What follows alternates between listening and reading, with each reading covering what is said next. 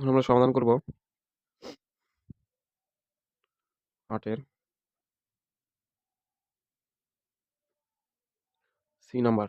দেওয়া আছে যে sin square π/7 plus sin square 5π/7 sorry 5π/14 plus sin square 8π/7 plus sin square 9π/14 equal to 2।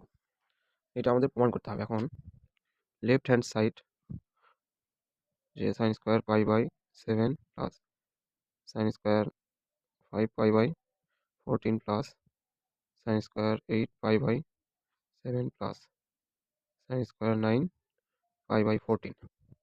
এখান থেকে আমার এই কোণগুলোকে ভাঙতে হবে। তাহলে sin square π/7 plus sin square মানে কত 2 প্লাস 2 π/2 মাইনাস π/7। আমরা এই 14কে যদি ভাঙি তাহলে কত হয়? লসাগু করলে 2 এবং 7। এখন 2 দিয়ে যদি 14 ভাগ করি তাহলে কত হয়? 7 বাই 2 দিয়ে যদি 14 ভাগ করি তাহলে কত হয়? 7। 7 দুগুণ 14 এবং 7 দিয়ে পাই গুণ করলে 7 পাই মাইনাস 2 পাই। তাহলে 7 দিয়ে যদি 14 ভাগ করি তাহলে কত হয়? 2। 2 দিয়ে পাই গুণ করলে 2 পাই। অর্থাৎ 7 পাই মাইনাস 2 পাই অর্থাৎ কত আসে? 5 π/14। একইভাবে plus sin square pi plus π/7 plus sin square π/2 plus π/7। এখানে মাইনাস করছি, যদি প্লাস করি তাহলে আমার এই 9 π/14 চলে আসে। এখন sin square π/7 plus sin square আমার এখানে কি বিজোড় সংখ্যক আছে, সেজন্য আমার এটা cos স্কয়ার হয়ে যাবে। cos cos থিটা হবে এবং আমরা এই যে স্কয়ার আছে এই স্কয়ারটা আমরা পুরোটার উপরেই দিব। অর্থাৎ cos থিটা এবং π/2 মানে হচ্ছে 90 ডিগ্রি। তার মানে একবার ঘুরবে। একবার ঘুরে অর্থাৎ ফার্স্ট কোয়াড্রেন্টে আমার সাইন পজিটিভ হয় বা অল পজিটিভ। তো সেক্ষেত্রে π/7 তার উপরে স্কয়ার, তারপরে প্লাস সাইনকে যদি এটা কত আছে পাই, অর্থাৎ 2 ইন্টু π/2। ঠিক আছে, 90 ডিগ্রি দুইবার গুণ আছে। তো সেই ক্ষেত্রে জোর হলে অনুপাতের কোনো চেঞ্জ হয় না, অর্থাৎ সাইনই হবে। তাহলে সাইন লিখবো। এখন 90 ডিগ্রির সাথে 2 গুণ আছে, তাহলে 2 মানে বোঝায় যে 2 বার 90 ডিগ্রি ঘুরবে। ঠিক আছে, 2 বার ঘোরার পরে আমার প্রথম কোয়াড্রেন্ট ঘুরলো, এই যে এখানে প্রথম কোয়াড্রেন্ট ঘুরলো, তারপরে দ্বিতীয় কোয়াড্রেন্ট, তারপরে এখানে একটা যে প্লাস আছে সেই প্লাসের জন্য আরেকটু সামনে যাবে, তার মানে তৃতীয় কোয়াড্রেন্টে আমার সাইন নেগেটিভ, ট্যান এবং কট পজিটিভ। তাহলে মাইনাস সাইন π/7 তারপরে স্কোয়ার, এই স্কোয়ারটা এই পুরোটার উপর স্কোয়ার দিছি, দিলে সমস্যা নেই। তারপরে এখানে বিজোড় সংখ্যক, তার মানে সাইন চেঞ্জ হয়ে কি হবে? কস। এবং আমার এই যে π/2 অর্থাৎ 90 ডিগ্রি এর সামনে একটা আছে, অর্থাৎ একবার 90 ডিগ্রি ঘুরবে, তারপরে প্লাস আছে সেজন্য এই দ্বিতীয় কোয়াড্রেন্টে যাবে। দ্বিতীয় কোয়াড্রেন্টে মানে কোণটা থাকবে। ঠিক আছে, কোণটা দ্বিতীয় কোয়াড্রেন্টে থাকবে এবং এই কোণের মানটা কত? π/7। ঠিক আছে, π/7 এবং দ্বিতীয় কোয়াড্রেন্টে সাধারণত সাইন পজিটিভ হয়, এর উপরে স্কোয়ার। তাহলে আমার sine square π/7 plus cos square π/7 plus square করলে মাইনাস গুণ করলে কত হয়? প্লাস হয়। তার মানে sine square π/7 plus cos square π/7। তাহলে 2 sine square π/7 plus 2 cos square π/7। 2 common নিলে থাকে sine square π/7 plus cos square π/7। Sine square theta এবং কস স্কোয়ার থিটা সমান সমান আমরা জানি যে 1, তত 1 গুণ আছে, তার মানে 2। আমার ডান পক্ষ প্রমাণিত হয়েছে। Right hand side proved. আশা করি সবাই বুঝতে পারছো। এখন আমরা সমাধান করব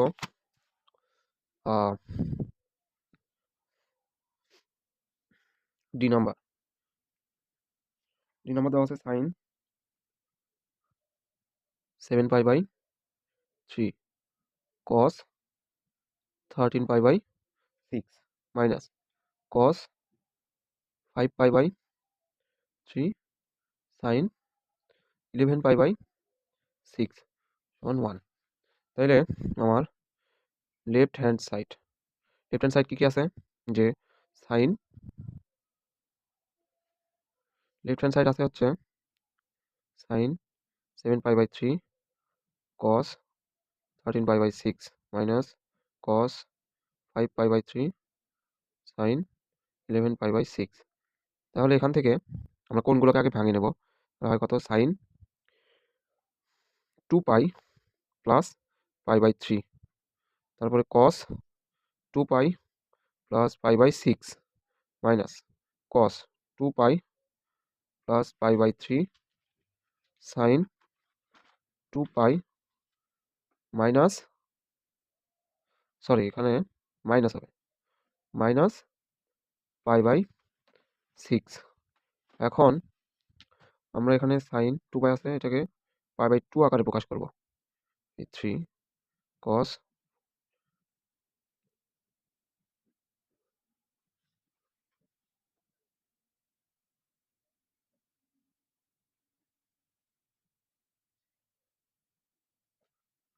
এখন এখানে 4 আছে অর্থাৎ জোড় সংখ্যা, তার মানে সাইন পরিবর্তন হবে না, এবং প্লাস আছে অর্থাৎ 5 কোয়াড্রেন্টে 4 নম্বর অতিক্রম করার পরে 4 নম্বর 90 ডিগ্রি অতিক্রম করার পরে আরেকটু সামনে যাবে। তো সেক্ষেত্রে ফার্স্ট কোয়াড্রেন্টে আমার কি সাইন পজিটিভ, অর্থাৎ সাইন π/3 ইন্টু কস, এখানে জোড় সংখ্যা আছে সেজন্য পরিবর্তন হবে না, ঠিক আছে। তারপরে এখানে ফোর্থ কোয়াড্রেন্টে যাওয়ার পরে 5 নম্বর কোয়াড্রেন্ট হচ্ছে আমার ফার্স্ট কোয়াড্রেন্ট। হ্যাঁ, তাহলে ফার্স্ট কোয়াড্রেন্টে আমার কি কস পজিটিভ, ঠিক আছে।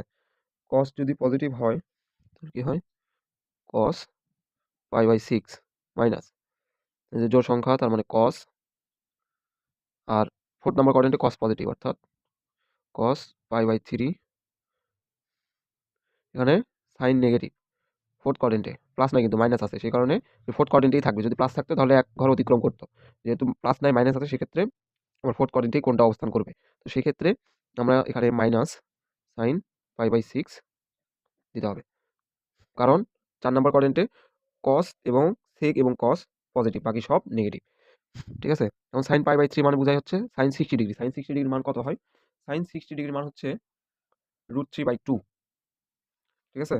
সাইন 60 ডিগ্রির মান হচ্ছে √3 ডিভাইডেড বাই 2 ইন্টু কস π/6 অর্থাৎ কস 30 ডিগ্রি। কস 30 ডিগ্রির মান কত, কস 30 ডিগ্রির মান হচ্ছে √3/2।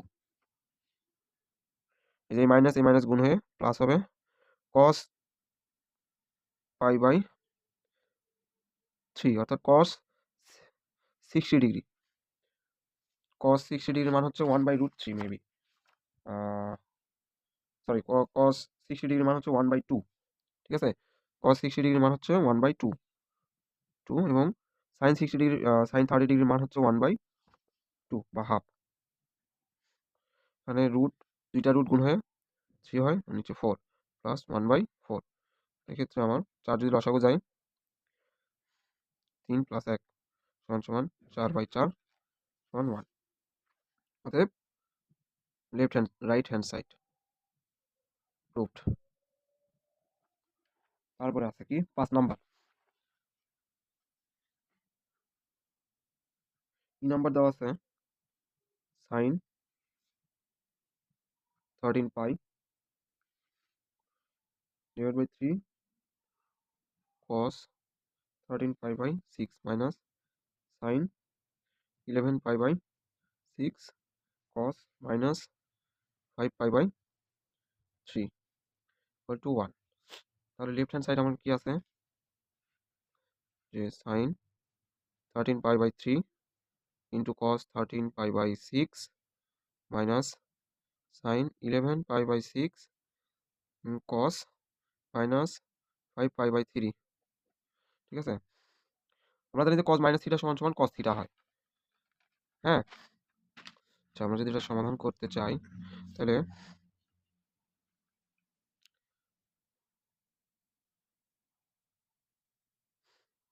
এটাকে যদি আমরা ভাঙি কত হয়, 4 পাই প্লাস পাই/3। আমার এখানে কস 2 পাই প্লাস পাই/6 মাইনাস, আমরা জানি যে কস মাইনাস থিটা সমান সমান কস থিটা হয়, অর্থাৎ মাইনাসটা উঠে যায়। আর এখানে সাইন 2 পাই মাইনাস পাই/6 এবং কস 2 পাই মাইনাস পাই/3। আমরা এটা সমাধান করলে 5 পাই/3 আসে। কিন্তু এখানে কস, এখানে আমি এক লাইন গ্যাপ করছি, ঠিক আছে, এখানে আমি এক লাইন গ্যাপ দিছি, তোমরা আশা করি বুঝতে পারবা। এখন আমরা এই পাইগুলোকে পাই/2 আকারে প্রকাশ করব। সাইন 8 পাই/2 প্লাস পাই/3 কস 4 পাই/2 প্লাস পাই/6 সাইন 4 পাই/2 মাইনাস পাই/6 কস 4 পাই/2 মাইনাস পাই/3। আর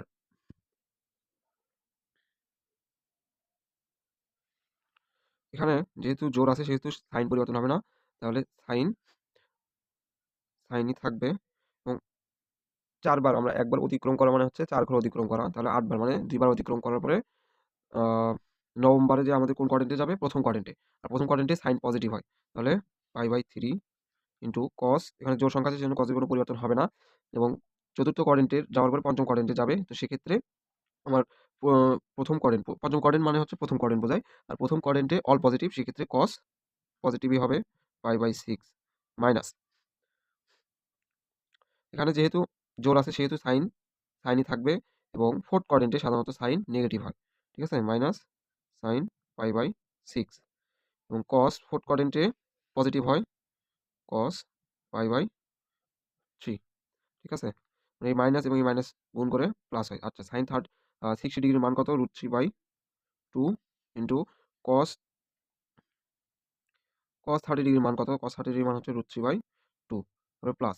আমাদের এখানে এই যে সাইন 30 এবং কস 30, সাইন 30 ডিগ্রির মান যা কস 60 ডিগ্রির মান তা হবে, এবং সাইন 60 ডিগ্রির মান যা কস 30 ডিগ্রির মান তা হবে, মানে একটা অপরটার বিপরীত, ঠিক আছে। তো এখানে মাইনাস মাইনাসে প্লাস হয়, সাইন এখানে 180কে যদি 6 দ্বারা ভাগ করি তাহলে 3×6 = 18, অর্থাৎ 30 ডিগ্রি। সাইন 30 ডিগ্রির মান হচ্ছে হাফ, এবং কস 60 ডিগ্রির মান কত হবে, হাফ। তাহলে এখানেও কত অ্যান্সার হবে, 3/2 প্লাস 1/2 সমান সমান,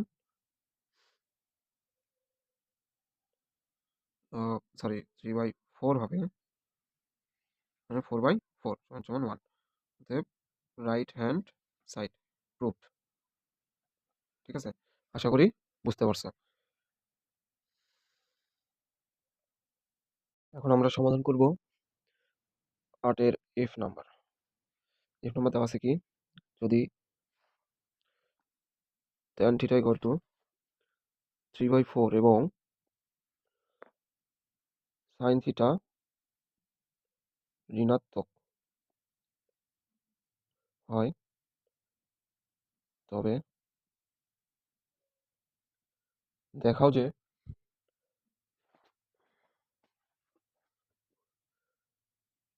sign theta plus cos theta divided sec theta plus tan theta equal to 14/5, ঠিক আছে। আমাকে এইটা প্রমাণ করতে হবে। এখন যদি,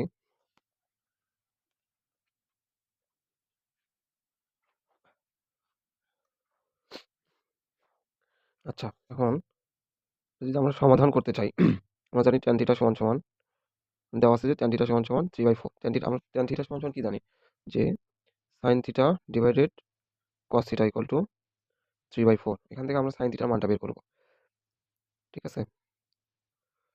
তাইলে আমরা যদি আর গুণ করি তাহলে 3 cos theta equal two 4 sine theta, ওই পাশে যদি বর্গ করি হয় কত, 9 কস square theta equal two 4 16 sine square theta, এটা কি বর্গ করে। এখন 9 কস স্কয়ার থিটা মানে হচ্ছে 1 minus sine square theta equal to 16 sine square theta, তাহলে 9 - 9 sine square theta equal to 16 sine square theta, 9 minus 9 sine square theta minus 16 sine square theta equal to 0 minus 5 sine square theta equal to 0। তাহলে এখান থেকে 25 sine square theta to minus 9, তাহলে ওই পাশ থেকে minus minus উঠে যায়, তাই কত sign square theta 25 sine square theta, sign square theta যদি রাখি তাহলে কত হয় 9/25। এখান থেকে সাইন থিটা যদি নির্ণয় করতে চাই কী হবে, প্লাস মাইনাস 9/25, প্লাস মাইনাস 9 উপরে রুট খোলা হয় হচ্ছে 3, 25 উপরে রুট খোলা হয় হচ্ছে 5। ঠিক আছে,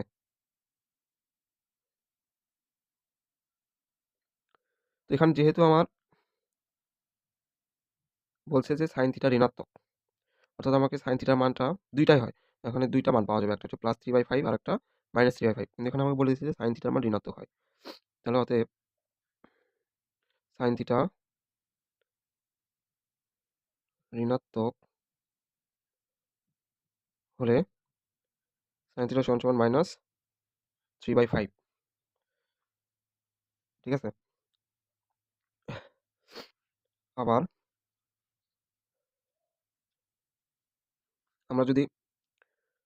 আমরা জানি আবার ট্যান থিটা সমান সমান 3/4, ট্যান থিটা সমান সমান কি sine theta by cos theta equal to 3/4, তাহলে 4 sine theta equal to 3 cos theta. ঠিক আছে,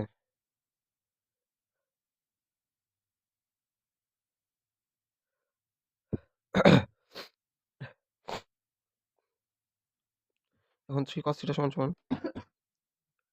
4 সাইন থিটা, 4 সাইন থিটার মান কত, -3/5। তাহলে আমার cos থিটা সমান সমান কি হবে, cos থিটা সমান সমান মাইনাস, এখানে 3 আছে, 3টা এই পাশে আসে কি হবে, ভাগ হবে, ভাগ হলে 3 কাটে যায়, তাই কত 4/5। ঠিক আছে, এই যে 3টা এই পাশে ভাগ হলে নিচে যাবে, তো 3, 3 এর নিচে কিছু নাই মানে 1 আছে, এটা যদি আমি উল্টে দেই তাই কত গুণন 1/3, এই 3 আর এই 3 কাটে যায়, তাহলে এই মাইনাস তো থাকে আর 4/5। ঠিক আছে, অতএব cos থিটা সমান সমান -4/5। এখন আমাদের sec থিটার মান বের করতে হবে। ঠিক আছে, আমরা এই পাশে লিখলাম যে sec থিটা, এই যে এখানে sec থিটা আছে, sec থিটা সমান সমান 1/cos থিটা, 1/cos থিটা, অর্থাৎ cos থিটার মান কত, -4/5, তাহলে বিপরীত রাশি কি হবে, 5/4। ঠিক আছে, এখন আমরা লিখব যে লেফট হ্যান্ড সাইড কি আছে, sin theta plus cos theta by sec theta plus tan theta.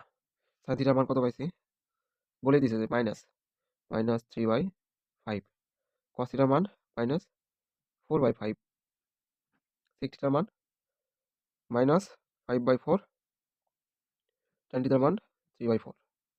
এখন 5 যদি লসাগু যায়, -3 -4 ডিভাইডেড 4 লসাগু -5 + 3।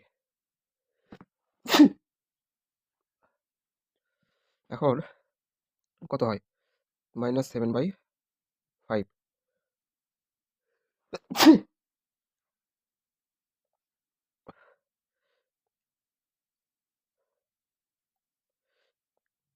তাহলে এখানে যোগ বিয়োগ করলে কত হয়,